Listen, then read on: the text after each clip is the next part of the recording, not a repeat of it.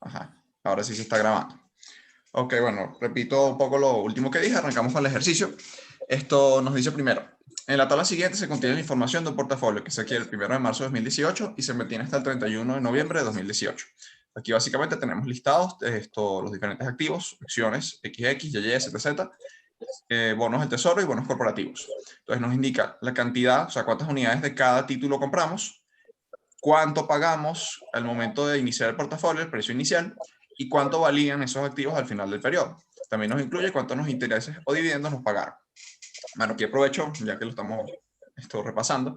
Fíjense que acciones pagan dividendos, estos bonos o letras del tesoro pagan intereses, ¿no? En caso de las acciones XXX no pagaron estos dividendos, pero las otras acciones sí. Estos son dividendos anuales.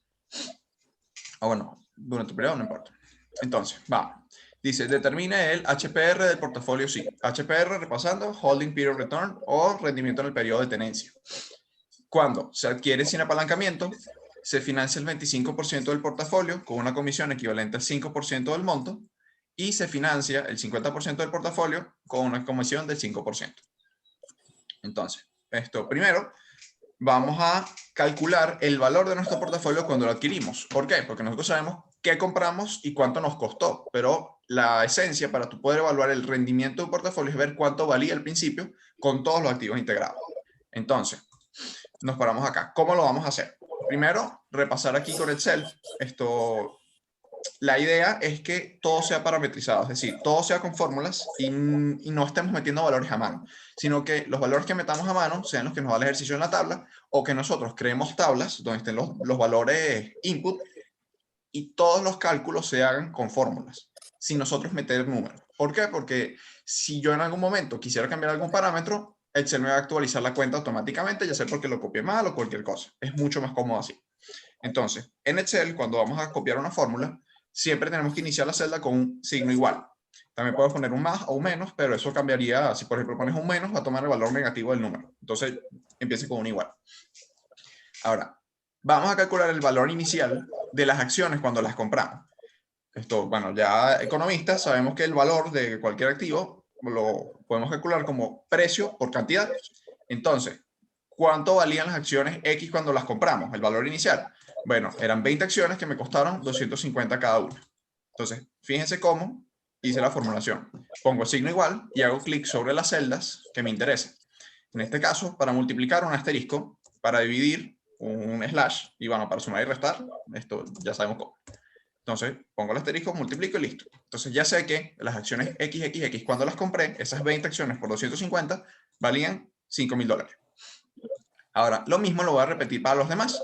Pero Excel tiene una cosa bastante interesante, que es que yo no necesito repetir este proceso de a igual, marcar asterisco y tal, sino que una vez que yo lo tengo estructurado, yo puedo pararme en esta esquina de la celda y arrastro hacia abajo. Y fíjense cómo me sacó la cuenta para todos. Si me paro aquí en la celda de ZZZ y le doy clic aquí a la barra de la fórmula, fíjense cómo me marcó justamente las que corresponden con ella. Y así con todas. ¿Sí? Entonces, en Excel, importante, busquen hacer las fórmulas y las arrastran. Pues no busquen copiarlas cada una a mano porque si no van a perder mucho tiempo. Entonces, ¿hasta aquí alguna pregunta? Y eso que no se corre. Bueno, fíjate que sí se corre porque cuando me paré aquí en la primera XXX, estamos en la fila 4. Si bajo a la siguiente, fila 5 y así va bajando. Justo en este caso, la configuré para que cuando arrastre se mueva. Ya después vemos qué pasa cuando quiero que se mantenga fijo. Pero bueno, entonces así ya tenemos el valor inicial. Ahora, ese es el valor inicial de cada uno de mis activos. Ahora, ¿cuánto valía el portafolio al principio? Sumo. Para sumar, pueden hacerlo de dos formas. Pueden, por ejemplo, agarrar y darle hacia cada uno poniendo un signo de más, o, para hacerlo más rápido, hay una función en inglés que se llama suma. Yo lo tengo en inglés, por eso sale sum. Y es tan sencillo como poner igual la función suma o sum, depende del idioma, paréntesis, y seleccionan todo el rango que quieren sumar. Cierra paréntesis y listo. Entonces, al principio nuestro portafolio valía $32.000. Ahora, vamos a ver cuánto vale el portafolio al final del periodo. Repetimos el proceso, simplemente vamos a colocar igual el número de activos que seguimos teniendo, porque el portafolio no nos dice que vendimos o que perdimos acciones o que compramos más bonos, nada. O sea, son los mismos, la misma cantidad. ¿Qué es lo que cambió? El valor de esos activos que compramos, o sea, su precio. Entonces ahora, son las 20 acciones, pero por el precio final. ¿Listo? ¿Qué nos dice esto? Las acciones que al principio costaban 5.000, esas 20 acciones, ahora valen 5.500. Y listo, repito acá. Y el caso de la suma, no lo tengo que volver a copiar, también lo puedo arrastrar hacia la derecha. Entonces, vemos que el portafolio al principio valía $32.000 y ahora vale 34.375. Ahora aquí entra ya la parte de la fórmula de Holding Period Return. Aquí tiene el micrófono encendido, por favor, ¿lo puedo apagar? No, micrófono, no. Listo. Ajá. Ahora, la fórmula Holding Period Return. Repasando acá, cuando tenemos cualquier inversión, nosotros tenemos dos formas de obtener ganancia. La primera son las ganancias de capital o pérdidas de capital, que son aquellas que se producen porque cambia el valor de nuestro activo, que es justamente lo que podemos ver aquí. Yo tenía acciones que al principio valían 5.000 y hoy valen 5.500. Es decir, si yo las vendiera hoy, tuviera una ganancia de capital de 500, evidentemente. ¿Sí? Porque ¿cómo se calcula la ganancia o pérdida de capital? Valor final menos valor inicial. ¿Sí? Por eso es que tuvimos que empezar este ejercicio haciendo esto que está acá. Luego, la segunda fuente de ingreso que me puede dar un activo financiero es el ingreso corriente, que es el que se produce por intereses o dividendos. Es decir, ingresos que voy a obtener por el simple hecho de tener el activo. No importa el precio, sino que es un flujo relativamente constante, por eso se dice ingreso corriente, de ingresos por tener ese activo, que son los que vamos a ver acá y ahorita vamos a calcular. Y todo eso sobre valor inicial.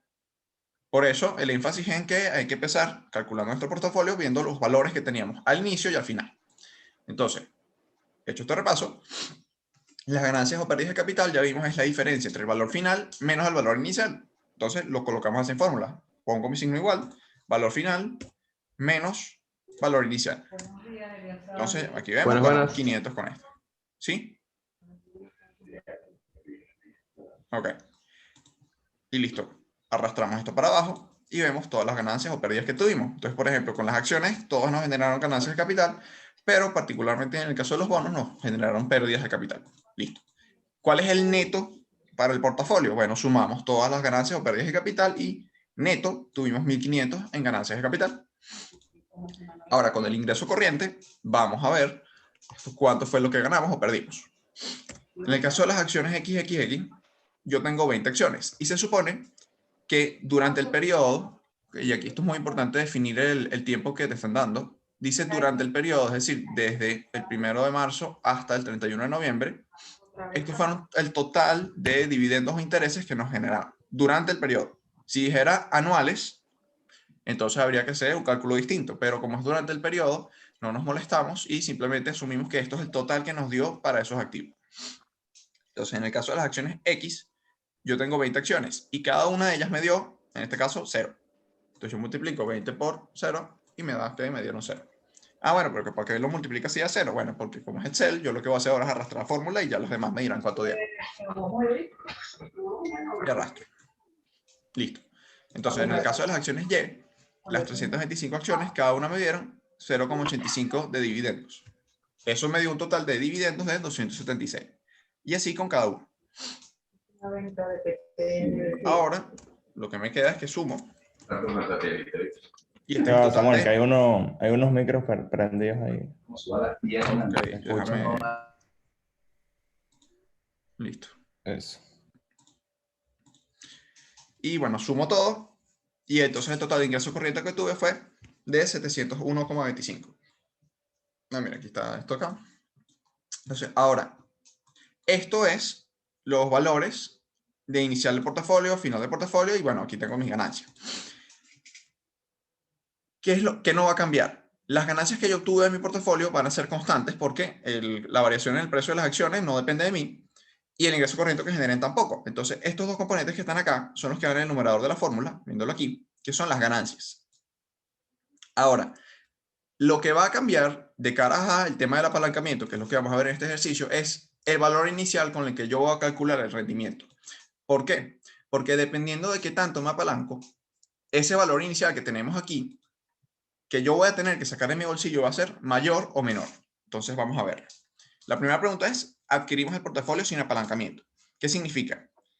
Mi rendimiento va a ser el dinero que ya nombramos, los 1.500 por ganancias de capital y los 701,25 por ingreso corriente, sobre el total del valor inicial del portafolio.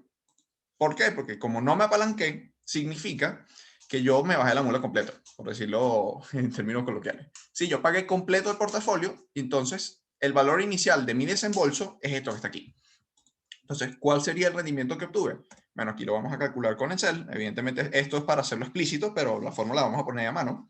Serían los 1.500. Aquí, importante, póngale paréntesis porque todo eso junto va en el numerador. 1.500 más 701,25 sobre 32.875. Por 100. Bueno, el por 100 ni siquiera que se vea directo como porcentaje, pero ustedes pueden, déjenme quitarle aquí el formato para que lo vean. Así se vería si no tiene formato. Entonces, si lo multiplican por 100, de una ya tienen, entre comillas, el porcentaje. El problema es que, bueno, aquí se pone dólares porque está asumiendo formato cercano y tal, pero ¿qué es lo que hago yo? Yo no lo multiplico por 100. Esto si lo hicieran en calculadora, aquí en Excel no le ponen el 100 y se meten acá en formato y le ponen aquí porcentaje. Y él automáticamente hace esa multiplicación por 100. Él sabe que es un porcentaje, pero te lo presenta, o sea, todos estamos claros que un porcentaje es un decimal. Entonces, él lo que está haciendo aquí es que él sabe que eso es un decimal, pero te lo pone como porcentaje, como si lo hubiera multiplicado por 100 y listo. Entonces, hecha la fórmula, tenemos que el rendimiento, si no nos apalancamos, es de 6,7%. Ahora, ¿qué pasaría si nos hubiéramos apalancado? Aquí es donde entra el tema que les nombraba del desembolso. Yo tengo un portafolio de 32.500, o sea, vale 32.875 adquirir este portafolio en el momento que indica el ejercicio.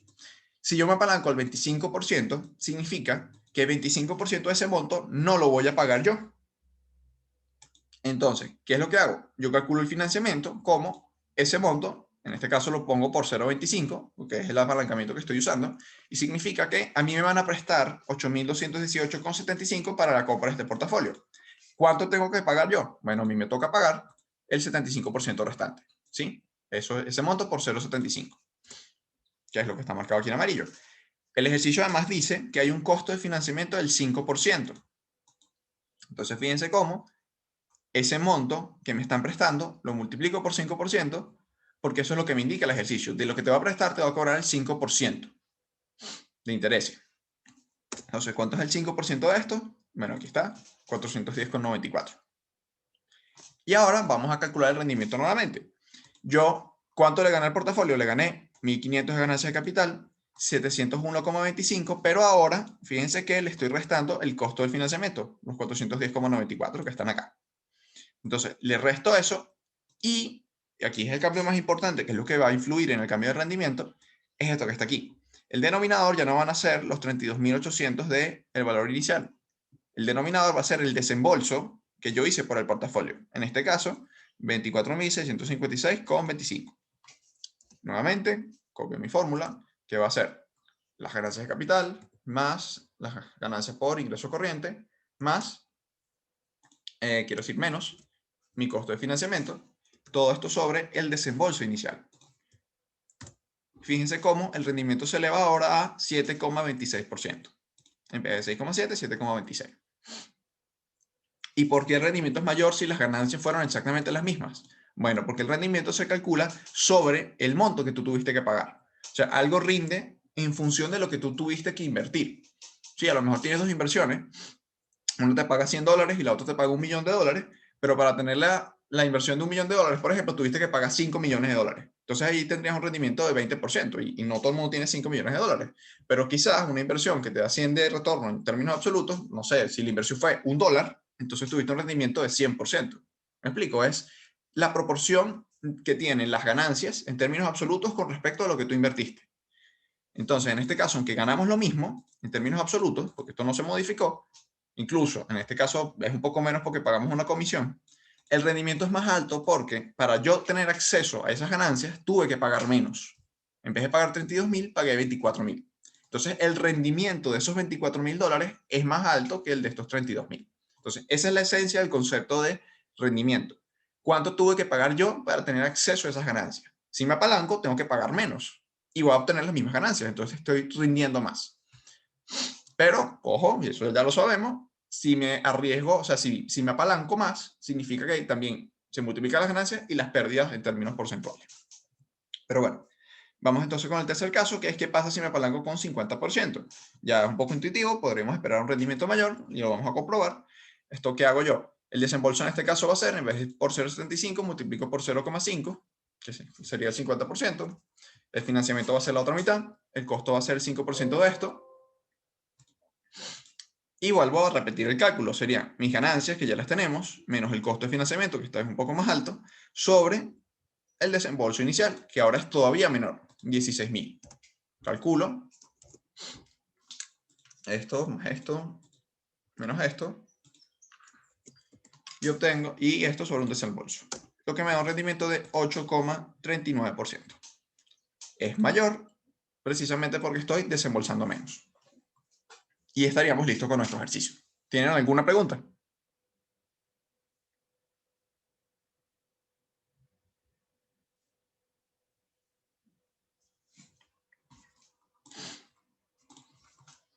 Chévere. Vamos entonces con el siguiente ejercicio, este que tenemos acá. Este tomado del libro, por cierto. Esto algunos lo saco de acá, otros no, estos son originales. Ya va. Yo les voy a pasar el Excel como está aquí. De hecho, tiene dos pestañas. Fíjense que tiene uno que sigue ejercicio 1, ejercicio tal con solución, no sé qué. Yo se los puedo pasar sin respuesta si quieren para que lo practiquen, o se las borran ustedes, no hay ningún problema. Yo les voy a pasar este Excel como lo terminen en la prepa, y si quieren repetir el ejercicio, bórrenlo y tengan la otra pestaña copiada con la solución y listo. O sea, si no saben, por ejemplo, aquí quieren copiarlo, ustedes le dan clic derecho, mover o copiar, crear una copia y ya le dan así y listo. Fíjense como tengo dos pestañas iguales, y la que crearon simplemente bórrenle todo y lo vuelven a hacer, si quieren, para practicar. Entonces vamos ahora con el próximo ejercicio. Esto dice, en su clase de análisis de inversión, a Laura le asignaron la tarea de evaluar varios títulos con base en su relación riesgo-rendimiento. Los títulos específicos que debe investigar son International Business Machines, HP, el índice Standard & Poor's, el SP500. Pues. Los teletipos respectivos de las acciones de IBM y HP encuentran los siguientes datos supuestos sobre los títulos. Ok, esto está raro. Ajá, aquí está la tabla del precio, dividendos de cada una de las acciones para distintos años. Esto que está aquí, yo lo que hice fue transcribirlo para poderlo trabajar con Excel. Y luego dice las preguntas. Parte 1. Use los datos que Laura investigó sobre las tres acciones y crea una hoja de cálculo para determinar el rendimiento del periodo de tenencia, lo que vimos ahorita, de cada año, y el rendimiento promedio durante, disculpen, y el rendimiento promedio durante un periodo de 5 años. Específicamente, el HPR se basará en los 5 periodos únicos de un año, es decir, 2003, 2004, o sea, desde 2003 hasta 2008, usando la fórmula que ya nosotros vimos. La C, ingreso corriente, esto que está aquí, ganancia de capital sobre valor inicial. Sí, listo. Entonces, bueno, vamos básicamente a ir trabajando. Entonces, aquí nos dan los precios y dividendos para dos acciones en diferentes años. Fíjense cómo, en este caso la tabla te lo distingue. Precio y dividendos de IBM, precio y dividendos de HP, y en el caso de el Standard & Poor's te coloca simplemente el valor. Porque en este caso no te está pagando dividendos el índice. Entonces, vamos por partes. Vamos a calcular, entonces como nos está dando por acciones, vamos a crear una tabla para cada uno de los activos que estamos estudiando. En este caso vamos a ver el rendimiento de las acciones de IBM, el rendimiento de las acciones de HP y el rendimiento del Standard & Poor's. Importante, el Standard & Poor's, cuando calculas el índice, ya de una vez te incluye ganancias de capital y dividendos. Entonces, por eso no se distingue. Ahora, entonces vamos con el caso de IBM. Sería, primero ganancias de capital. Fíjense que la tabla empieza en 2003, pero aquí empezamos en 2004. ¿Por qué? Porque para yo poder calcular rendimientos tengo que comparar un año con otro. Entonces siempre el primer año se pierde como una observación y yo puedo ver el rendimiento a partir del segundo año de mi tabla, en este caso 2004. Entonces mi ganancia de capital, como ya vimos, yo sencillamente voy a restar el valor inicial. En este caso no me están diciendo cuántas acciones compré. Entonces yo simplemente voy a sacar las ganancias de capital por acción. Asumo que compré una. Y lo que vaya es a restar los precios. sería el precio del año 2004 con el precio del año 2013. Y me da que por acción las ganancias de capital para IBM fueron 42,25. Este proceso lo paso para acá. Y qué feo, poner central. Luego, los dividendos, aplicamos la lógica, o sea, lo mismo, sería, en este caso, yo debería multiplicar dividendos por el total de acciones compradas, pero como no tengo acciones, o sea, no me hice cuántas compré, simplemente estoy haciendo el estudio por acción, bueno, es ese número y ya. Y lo arrastro. Ajá, aquí mosca, pues se supone que de 2003 a 2004 los dividendos pagados serían, ajá, aquí está bien. Aunque si es hasta el final del periodo de tenencia, depende, si las compré al final del 2003, ok. Sería en este caso dividendos de 2004. Correcto, ya. 2003-2004, sí. Porque esto que te está indicando aquí es que cuántos dividendos pagaron ese año. Si yo compré las acciones y las tuve de 2003 a 2004, yo me estoy quedando con los dividendos de 2004 porque lo estoy evaluando al cierre de cada periodo. Entonces, el dividendo con el que me tengo que quedar es el del año respectivo. En este caso, 2004. Luego, ¿cuál sería el rendimiento que me hubiera dado tener acciones de IBM en 2004? Bueno, yo voy a sumar ganancias de capital más dividendos sobre el valor inicial de mi inversión. ¿Que cuál habría sido? Bueno, en el caso del 2004 yo hubiera ganado esto que está aquí, 86%. ¿Por qué? ¿Cuál era mi inversión inicial? El precio con el que empezaron las acciones.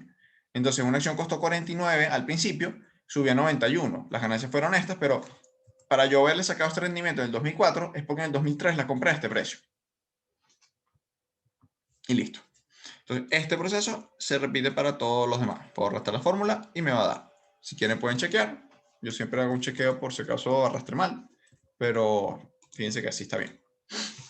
Luego, para HP vamos a repetir el mismo proceso. Esto simplemente, ahora vamos a restar.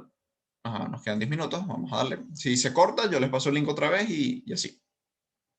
Entonces, esto repetimos ganancia de capital de HP, sería precio del año final menos el precio del año inicial.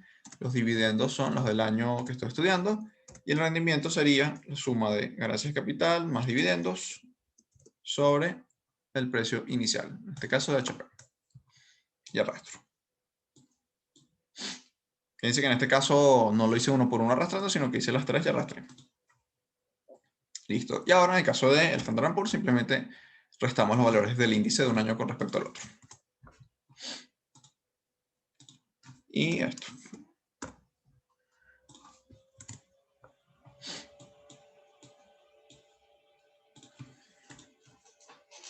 Listo. Ahora, hecho esto, vamos a calcular el rendimiento promedio de las acciones para el periodo que estamos estudiando. Pues fíjense qué es lo que nos pregunta la pregunta A que está acá marcada. Usar los datos que Laura investigó para determinar el rendimiento promedio de tenencia de cada año y el rendimiento promedio durante un periodo de 5 años. De alguna manera ya aquí sacamos el rendimiento de cada año para los 5 años de estudio. Ahora lo que nos falta es el rendimiento promedio durante un periodo de 5 años, que son estos 5 años que obtuvimos aquí. Entonces, ¿cuál sería el rendimiento promedio de IBM? Bueno, para eso vamos a calcular, vamos a usar la función promedio de Excel. ¿Sí? Que en este caso yo tengo en inglés, es average. Y sencillamente copias igual tu función, abres paréntesis y seleccionas los datos que vas a promediar. En este caso, el rendimiento de estos 5 años. Entonces, 18,6%. ¿Qué significa? Significa que las acciones de IBM en este periodo de 5 años, a pesar de que hubo unos años mejores que otros, en promedio te rinden 18,6%. ¿Sí? Durante de 2004 hasta 2008. Esto lo repetimos. Fíjense que en este caso no puedo arrastrar la fórmula. ¿Por qué? Porque cuando yo arrastro, él va a moverse de donde, o sea, va a mover la selección que hice tantas celdas como yo baje. Entonces, si por ejemplo yo bajo esto aquí, fíjense que me da un error. ¿Y por qué? Bueno, porque él estaba seleccionando aquí arriba y ahora va a seleccionar este espacio blanco aquí abajo y no hay nada que promediar. Entonces, en este caso, que los datos no están ordenados uno abajo del otro, no puedo hacerlo, sino que aquí sí tengo que hacerlo a mano yo. Entonces, copio otra vez, average y HP ahora. Y lo mismo acá, Standard & Poor's.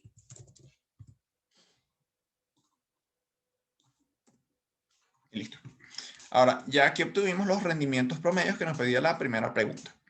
Luego nos dice, calcula las desviaciones estándar de los rendimientos de IBM, HP y el índice Standard & Poor's. Ok, para yo poder calcular eso, esto tendría que a cada uno de estos datos restarles la media, elevar eso al cuadrado, sumar todo, y eso me da la varianza, y luego a eso sacarle la raíz. Pero eso, en el caso de Excel, no es necesario, porque Excel cuenta con una función que es desviación estándar precisamente. En el caso de inglés creo que es estándar. ¿Dónde está? Aquí está, Standard Deviation. Él siempre te va a poner dos, la P y la S. Esto P es el poblacional, S es el muestral.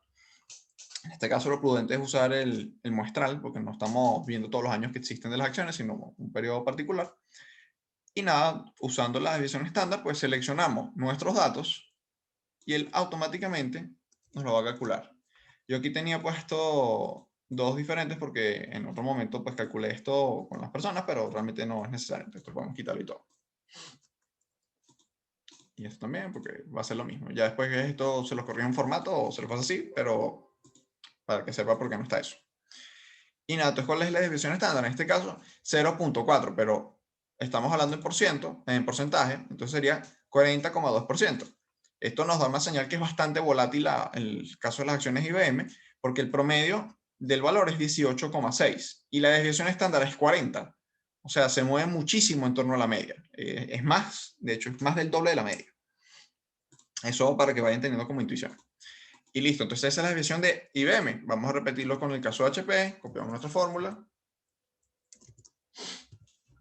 Tomo HP. Igual.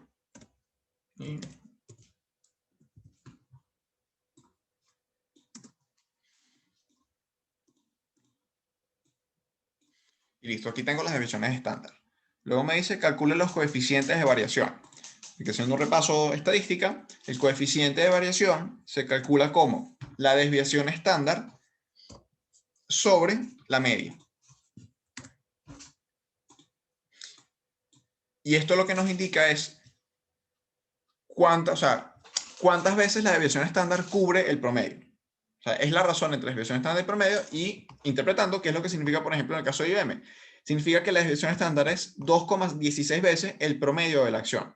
Esto ya es altísimo. El coeficiente de variación, que sea ya que sea más de 1, significa que las oscilaciones que tienes en promedio son muy altas.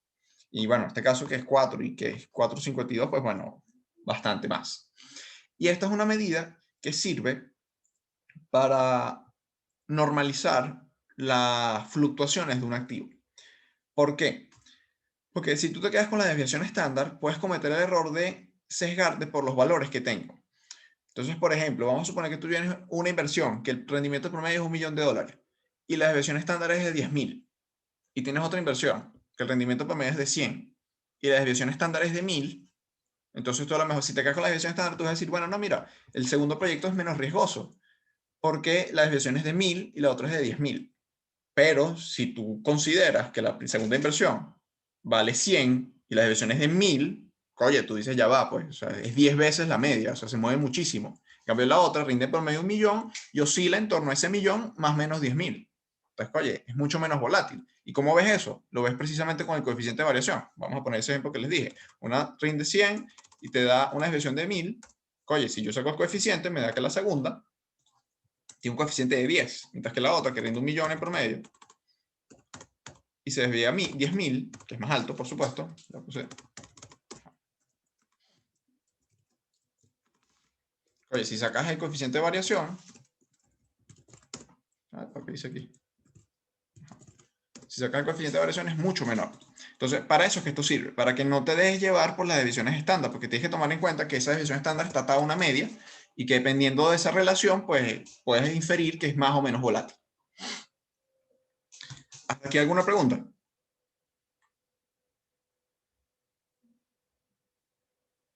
Ok, chévere, entonces, seguimos.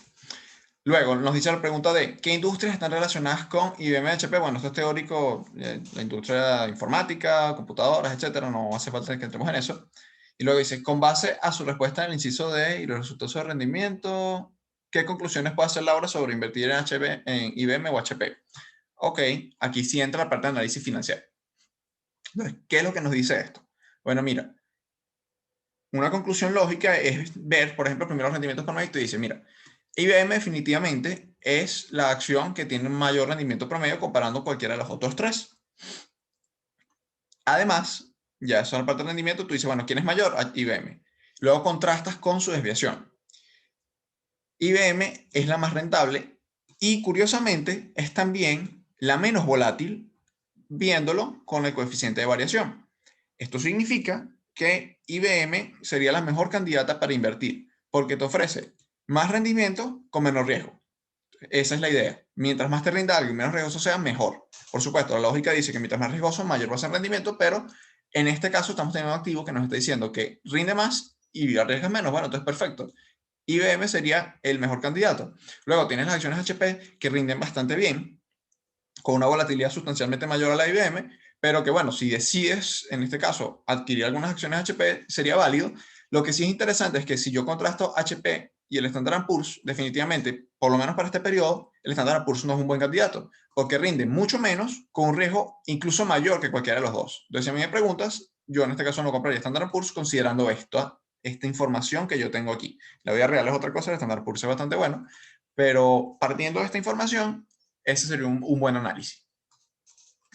Ahora esto le queda menos de un minuto, se va a cortar. Déjenme, lo voy a pausar y les paso el próximo link.